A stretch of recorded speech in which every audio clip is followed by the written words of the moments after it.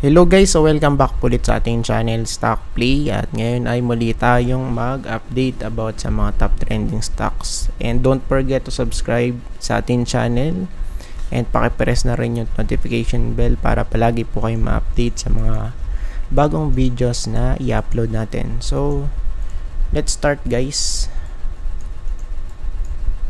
Let's start ulit. Top trending tayo. Aizen. Shoutout po sa mga natin dyan, loyal viewers natin, tapos palagi nagko-comment. Ayan.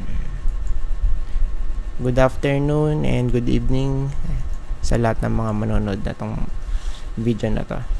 So for this one, Aizen, nalaglag na guys dito sa may sinasabi nating support. This is very crucial.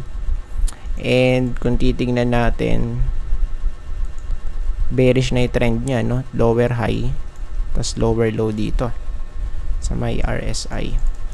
So ngayon ang next possible step, if ever man na hindi mag-hold, so siguro sa sa daily mag-add tayo,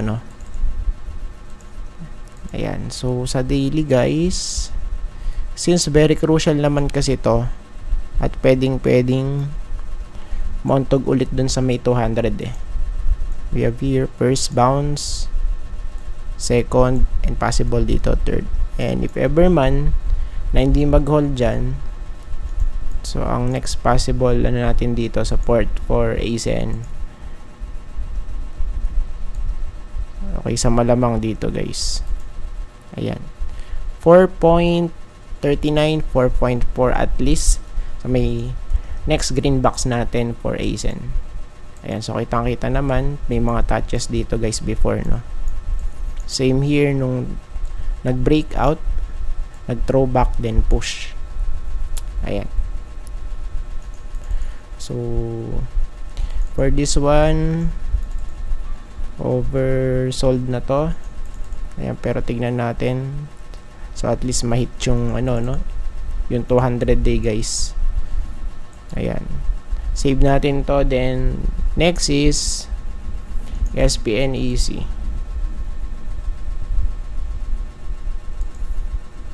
Then balik tayo sa weekly. Okay, so nahit na rin yung ating resistance.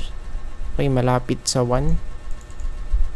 And tignan natin kung ano pa to, kung magra-rally pa. So far, syempre we need to check. Ayan. So pag chinek natin, since nasa resistance na, pwedeng bumalik sa may baba 0.92. Right now nag-close doon sa may 0.98. Tingnan natin. Ayan, and base dito guys, so before nag-rally as high as eto guys, 1.16 nag-rally. Same here dito, tingnan natin kung same setup, sideways then push. Ayan, so pwedeng maulit, pero of course tingnan natin since nasa resistance na kasi to. Let's see guys, for this one, plus overbought. Ayan, sa natin, stochastic. Next is JGS, and mamaya is meron tayo ulit update sa mga stock update, yung second video natin palagi. Ayan. Okay, sa weekly naman halos walang movement, andun pa rin sa may support malapit. So yun nga lang, this time crossover na dito. Ayan, if ever man na magra-rally to, since malapit naman sa may support, so pwede nating i-target ayan sa may 29.5 to 30 sa next green box, of course. Ayan, sa may taas, since malapit nga tayo dun sa may support. Then sa daily, check natin overbought. Okay, so tingnan natin, since malapit nga dito sa may support, and still pwede pa rin itong kumbaga malaglag, just in case lang, para meron tayong idea, no? 23 yung next possible support for this one. Just in case lang.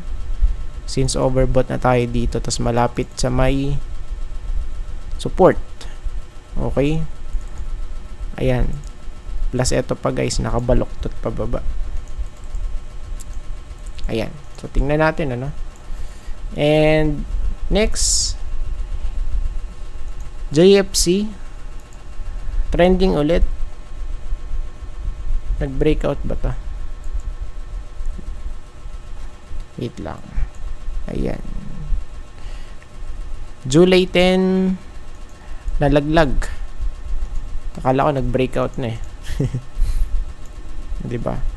So, from here, i-check muna natin sa ayan, sa weekly. So, sa weekly guys, kung titignan natin, still sideways na mako-consider. Since this one, okay, pa-bounce lang siya kasi. Ayun, no? Bounce, laglag, bounce, laglag. Okay? So, you support for this one as low as 209, ano? Or, let's say, 205 malapit. Ayan, sa may edge ng green box natin. Ayan. So, hanggat walang breakout dito sa may resistance, malapit sa, sa 260. Ayan. So, still 50-50 pa rin to. Ayan. So, kung saan, mapunta, kung saan mag-break, of course, dun papunta yung trend, no? For this one. Ayan. So, since, ayan, kasi wala sa may support to eh. Ayan. Tas dito naman, malapit sa may support. Ayan, sa may chart natin. So, yun nga lang dito, wala. Ayun sa may natin, RSI. Okay. And yung natin next is dito. Ayan, dito. For dito, ano ba nangyari dito? Okay. Nag-rally, So, right now, balik sa may support. Yun lang. Balik sa may support and red candlestick na nagprint dito guys. Okay, so mukhang hindi na sustain, plus confluence, overbought, possible bearish crossover here. Ayan sa daily chart, plus pullback here. Ayan, may mga confluence tayo guys, no? So it means pwedeng malaglag to as low as 1.79 sa may next green box natin. Ayan, no? So, pwedeng na tong malaglag, guys. Kaya, syempre, pagka chinek naman natin to kasi sa big picture, ayan. Sa weekly, pwedeng malaglag to malapit sa 1. Okay? Ayan, no? So, sa area na to, ito yun eh. Ayan. And for now, medyo alanganin pa rin to guys. Lower highs, lower lows. It means bearish, no? For this one. And, of course, yung last RCR. And, no? Kumbaga, typical natin tong ina-update yung mga rate pagka Saturday. So, ngayon, since trending, ayan, kaya masasama ulit siya dito sa ating video. So, for now, nag-hold naman sa may support, tapos medyo konting rally, pero not definite, bullish, because may trend line pa tayo dito. Okay, plus ito sa horizontal, meron tayong resistance.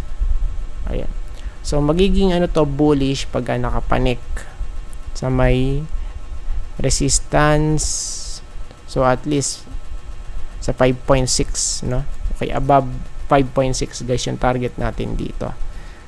Para mag-play yung possible cup and handle pattern. Ayan. Diba? So, pagka nag-play goods, no? since wala pa naman kasi. Then sa daily, yeah, ayun. So I think pwedeng dito mauntog sa may natin, sa may trend line natin, 5.43 guys, pwede doon. Ayan, tapos kung hindi magbe-breakout, pwedeng bumalik dito sa may support 5.2 at least. Ayan. Or sabihin natin sa 5.3. Ayan. 5.3 to 5.2 at least, Ayan. And I think tapos na po tayo guys, at maraming salamat po sa panonood, and see you po sa next video. Bye bye and God bless.